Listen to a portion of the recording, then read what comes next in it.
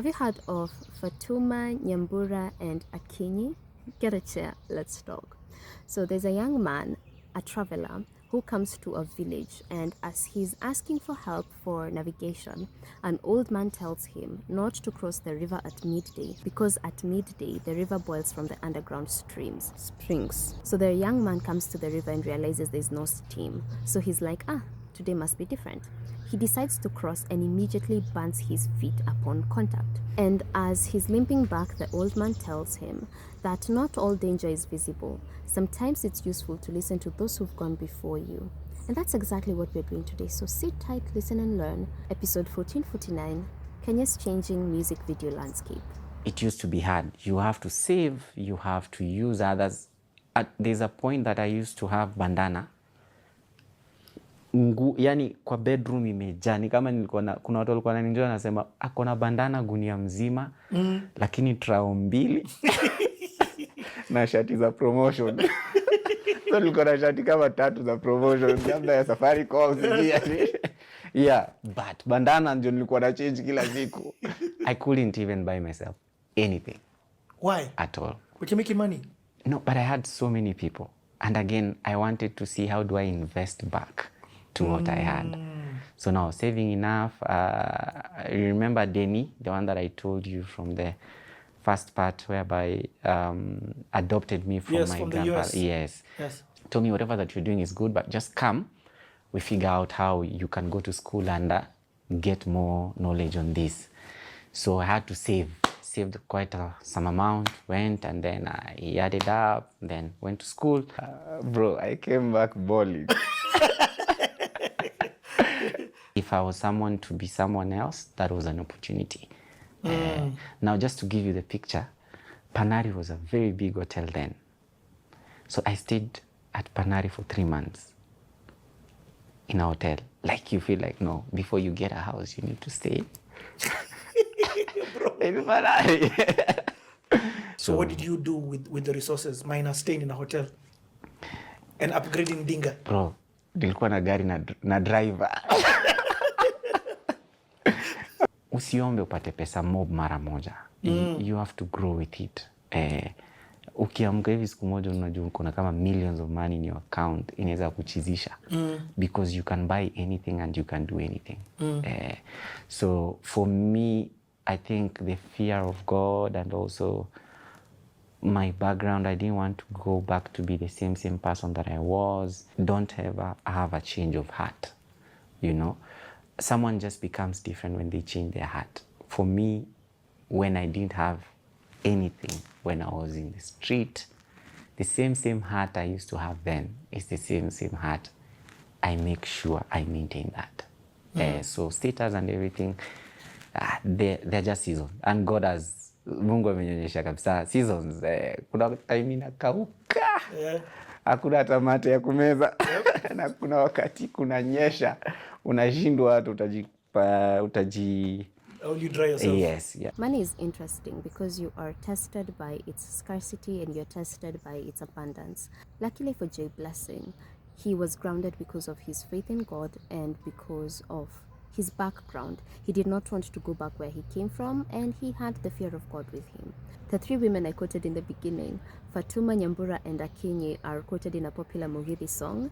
The song is called Mdosi, and the persona in this song is lamenting his youth and all the bad decisions that he made, including allowing the company of these women run his pockets dry. And he wishes to reverse his youth like a motor car. Motoka, there is a motor car. He wants to reverse his youth like a motor car in order to go back and build another life now with what he's learned. And it's interesting how time is wasted on the youth. It's the young people that don't understand the value of time. So how did Jay Blessing use the gift of time? I was really young. By the time I was coming back, I think I was 24. What? And at this time you've done all this? Yes. So you started early, eh? Mapema kabisa. You started when you're like how old? About 15, 14. In this video editing world, audio production? Yes. Wow. That's very young. By the time nanunua gari yangu ya kwanza, I was very young. Mpaka babangu ananiambia no, you are not. Even this is before even going to the States. Yes. Yeah. The good thing I'll say is I'm always learning, either from young or old. I'm always open to learn. So it was very, very easy for me to learn a lot of things there. I won't say like other people have gone to uni, and mine was just a Crash course. So it wasn't that much, but I learned so much from that. Yeah, and it was just that heart of winning. So let me put it this way. By the time he was 24, he had 10 years experience, and he occupied his time by learning, by growing, and pursuing purpose. Learning and adaptability are interestingly intertwined because learning fuels adaptability by enhancing neuroplasticity. Let me explain. So we have learning here, we have adaptability here.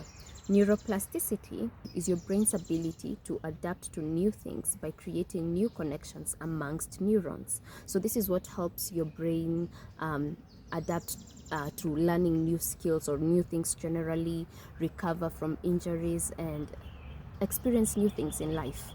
So let's just call it your brain's flexibility to make it easier. Learning enhances your brain's flexibility, and adaptation or your adaptability relies on your brain's flexibility in order to respond to change or challenges. And that brings us to the last thing, how we respond to change.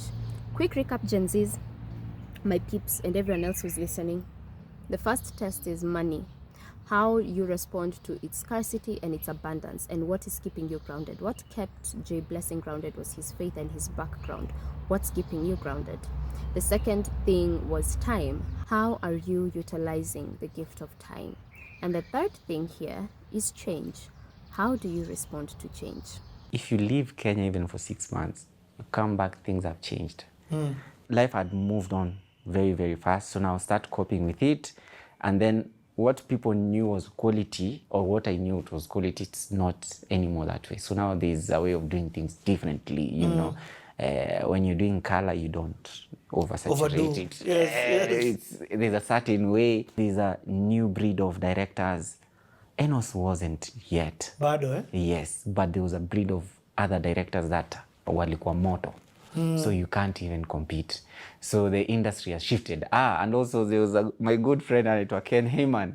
Ken Heyman, sasa unajua nilikuwa nimeshikilia town yote, Uptown na River Road. Sasa Ken Heyman amechukua River Road. Washamba wamechukua Uptown na Sakata wako hapa. Buru, Islando wamechukua kila mtu. Sasa mimi nimebaki. Wow. I don't have people anymore, and also video is not si kitu kubwa. The market is oversaturated with directors and it's cheap. We don't have you alone. Sasa this that thing. So you have to start again. Wow. But kitu poa ni niko na do na equipment pia. The first stop ilikuwa kwa my good friend mwenye aliniambia let's meet at the top.